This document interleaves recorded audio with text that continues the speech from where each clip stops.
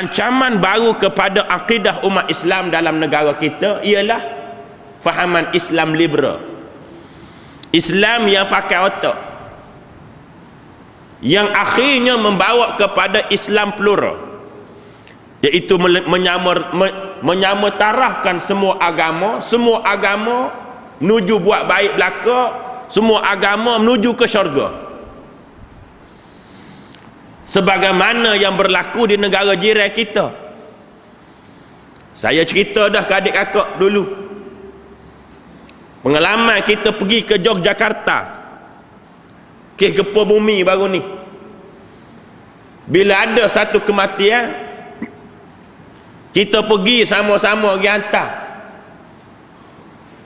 orang yang mati. Bila sampai kasar kubur, kita tengok dalam kasar kubur tu campur habis. Orang Islam pun tanah situ, orang bukan Islam pun tanah situ juga.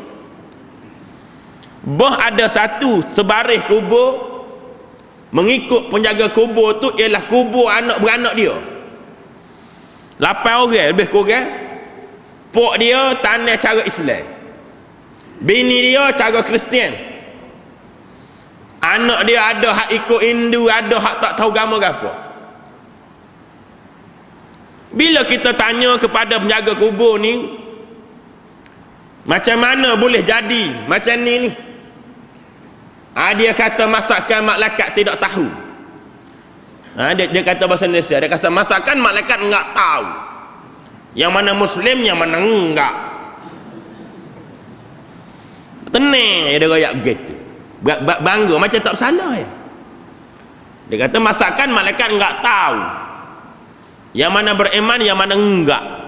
Malaikat tahu, mu ya tolong. Jadi maknanya tuan-tuan sekalian, ini pahaman ini. Jadi tuan-tuan sekalian, Allah Ta'ala kata dalam Quran tadi, orang yang pakih dalam agama ni bila balik, dia akan beri amaran kepada kaum dia. Apa yang tak kena mengikut pandangan Islam, dia akan terus tegah. Dia tak kecek ikut arus saja, tidak, tetapi dia berpegang atas prinsip. Dia bercakap apa yang Allah suruh cakap, bukan dia bercakap menurut apa yang orang suka dia cakap. Sekarang ni tuan-tuan sekalian, ramai hak kita ni orang-orang alim duk kecek mengikut apa yang orang nak dia kecek, bukan nak kecek apa yang Allah Ta'ala suruh dia kecek. Kenapa? Alim tuan-tuan sekalian, orang alim ramai, tapi berapa orang yang sanggup untuk menyatakan kebenaran? Sampai mufti Perak sendiri sebut dalam satu kuliah dia di Ipoh, dia kata tidak ada seorang mufti pun yang menyokong apa yang saya sebut. Dia mengaku sendiri. Tuan-tuan dengar CD dia, dia kata dia seorang saja sebut kes murtad ni, dia seorang je, tak ada mufti hak hello ke dia ke apa ke sokong ke, tak ada, dia kata. Padahal tuan-tuan sekalian, benda hak dia kecek tu benda betul. Yang perlu sokongan kepada cerdik pandai ulama-ulama yang lain. Tapi tengok pergi mana suara-suara mereka. Patutnya mufti-mufti ni sokong, ni dak hak murtad kecek, mu marah pula orang pergi serbu orang haluan. Banyak benda lain dia nak kecek. Murtad macam mana, bagaimana tepuk baru orang Tino hak bukan bini kita, seni-seni tepuk baru orang Tino. Mu orang alim no, tepuk baru orang Tino bukan bini dia, tengah-tengah orang. Itu patut mufti tegur. Ini orang nak serbu haluat, dia marah pula. Tuan-tuan sekalian, jadi kita tidak marah nak sebut yang sikit error dia.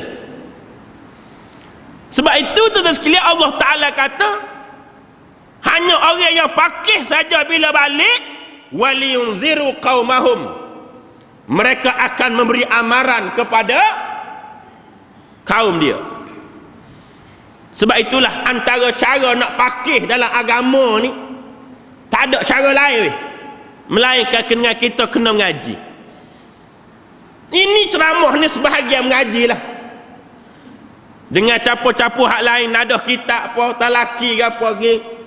Ceramah juga sebahagian daripada kita duduk ngaji tentang perkara yang berhubung kait dengan agama kita. Tuan-tuan dan puan-puan, adik-adik, ibu, adik kakak yang dirahmati oleh Allah Subhanahu wa taala sekalian. Sekarang ni kita dah masuk bulan Zulhijjah. Alhamdulillah hari ni 1 bulan Zulhijjah. Yang mana tuan-tuan sekalian, di 10 awal Zulhijjah ni merupakan hari-hari yang begitu banyak fadilatnya apabila kita beramal. Ya, saya yakin dan percaya adik kakak tahu belaka apa amalan dia, apa ganjaran Allah Ta'ala nak beri pada orang yang beramal pada 10 awal Zulhijjah ini. Tetapi bila kita sebut bulan Zulhijjah, di sana ada satu ibadat yang amat-amat dituntut, yang dikenal dengan ibadat kurban.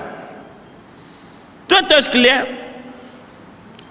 bila kita berkecek dalam bab kurban ni, semua orang tahu belaka kisah dia, kisah pengorbanan Nabi Ibrahim alaihissalam.